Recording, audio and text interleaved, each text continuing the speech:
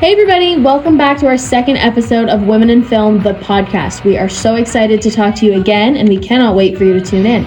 So today's feature film is a very good one that we all have a deep place in our heart for. 10 Things I Hate About You. We are so excited, so we will welcome your hosts, as per usual, myself, Caitlin, hello, and Julie. Hi. Allie. Hi. And Reagan. Hello. So let's get into it. Oh, and before you listen, please pause if you have not seen this movie. We do not want to spoil a thing for you. Okay, so 10 Things I Hate About You is a 1999 comedy romance with Heath Ledger and Julia Stiles. And like we said, we all love this movie. It's a good movie, but whenever you break it down into the bits and pieces and just the general themes, it's pretty messed up. So pretty much the general synopsis is that Kat, our main character, she loves rock, she loves Shakespeare, she's not really interested in dating, she doesn't like people in general. Mm-hmm. And she has a little sister named Bianca who's going into freshman year, and her little sister wants to start dating and wants to try new things. Their dad sets out a rule that in order for the younger sister to date, the older sister has to have a boyfriend. Really weird rule in general, but it's also because he knows that Kat's never going to date. I have a question that has absolutely nothing to do with it. Why did they choose that the dad would be a gynecologist? It's just like a funny thing that they have. Yeah. Okay. They like make her carry around a baby belly before prom, so she uses protection. Yeah. Like, I feel like it was just to, like, deepen his character. Like, It was just to, like, add and make him seem more justified, I guess. Okay. He's like, I see a ton of teen pregnancies, and my daughters aren't going to be one of them. yeah, exactly. Alright. So pretty much, Bianca has a crush on this older guy in Kat's grade named Joey. And Joey kind of sucks, and we know that he kind of sucks. And then a guy in Bianca's grade named Cameron also has a crush on Bianca. Now, Cameron hears about this rule that Bianca can only date if Kat dates. So he basically tips off Joey, being like, if you want to have sex with Bianca, you need to pay some guy to have sex with her older sister. Weird, but okay. Yeah, basically a whole, like, pay thingy just to be with somebody that you like. Exactly. And forcing. Yeah. And so they find this guy named Pat, played by Heath Ledger, and he pretty much, like, manipulates Kat into dating him. It's like, it seems sweet in the movie, but whenever you think about it, it's really not that sweet. And then pretty much everyone finds everything out, find about the bet, and then Kat tells Bianca that Joey, the guy in her grade, actually sexually assaulted her when she was younger, and that's why she didn't want Bianca being with Joey and why she doesn't like dating. Pretty much in the end, they all end up together, and it's a whole big mess of men taking advantage of women and manipulating them and using money to get what they want. Like, I mean, as you said, it's like a cute rom-com in a type of way, but when you dig deeper into it, then you find, like, this whole background, well, not background story, it is the story of, like, manipulating women to get with somebody. It's like they put a big Band-Aid on it. Yeah, like, exactly. You can't see They're that. like, no, but they actually did fall in love. Yeah. But it's Yeah. like, no, Yeah. like, she was like a victim of sexual assault that you pushed too far for money. Yeah, you guys fell in love, but like literally the only thing that he does to make it better is he buys Kat a guitar, and then the little sister just forgives Cameron, and they get together. This is a really confusing synopsis. But if you've watched the movie, you're gonna know what we're talking about. So it's definitely just not, like, when you actually think about it, like, I don't know, the director, producer, whatever, like, they did not put any thought into this at all. Because, like, technically speaking, Joey, bad guy, sexual assaulting guy, doesn't win. He doesn't get with anybody. He's all alone, as per usual, whatever. Good guy, supposedly, Cameron gets with Bianca. Good guy, supposedly, Pat gets with Kat. Funny how that rhymes.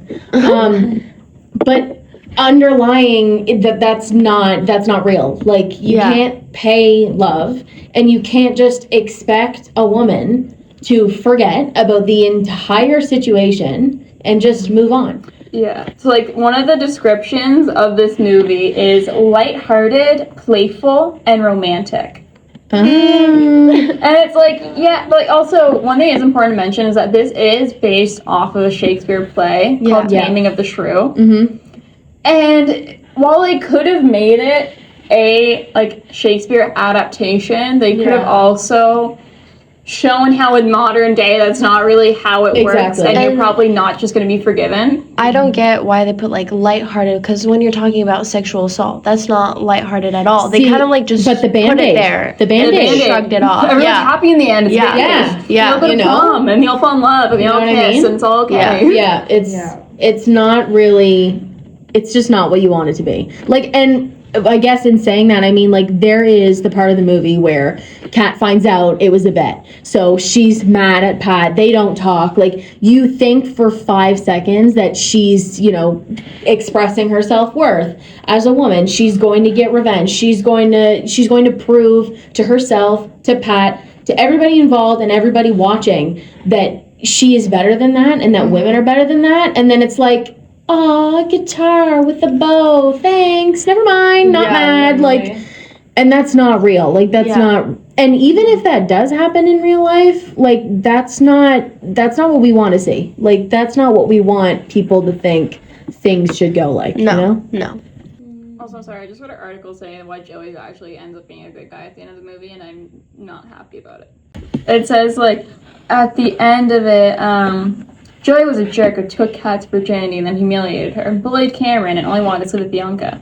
Here, at the end, he genuinely cares about Bianca and is nice to Kat as well as to Cameron and Patrick. That does not make you a good person. No. Being nice to people at the end of the movie does not make you a good person. No. You still Also, like, fully sexually assaulted He never apologized. Like, there's Yeah. no word in there that says, and he apologized. It's just, oh yeah, he was nice. Oh, one it's day. from the series.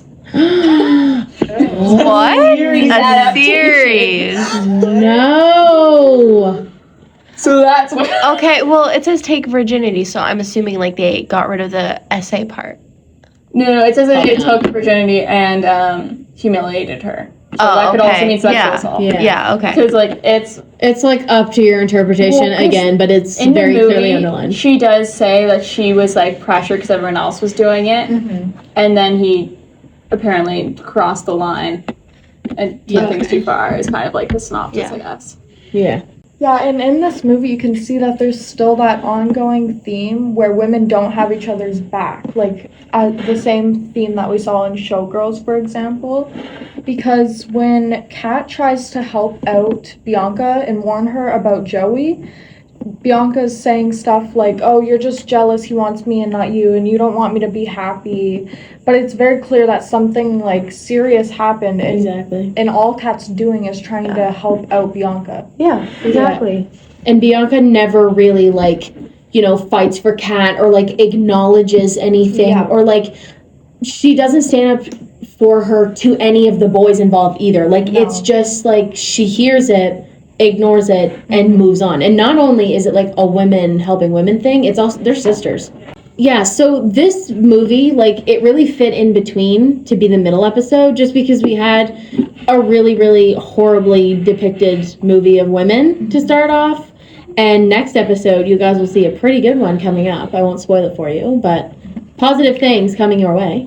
And this one here is kind of like a middle ground. So we really wanted to bring that in because in this movie, the whole section of women being misrepresented, like the sexual assault thing, the feminism stuff is under a Band-Aid, like we've talked about. So we really wanted to bring this to you to ensure that you guys can kind of look at movies in an analytical standpoint in terms of like what women go through. Thank you everybody for tuning in. We appreciate you listening. As always, we cannot wait to see you in our third and last episode. We will miss you so much, but we cannot wait to see you. Bye. Bye-bye. Bye. Bye-bye.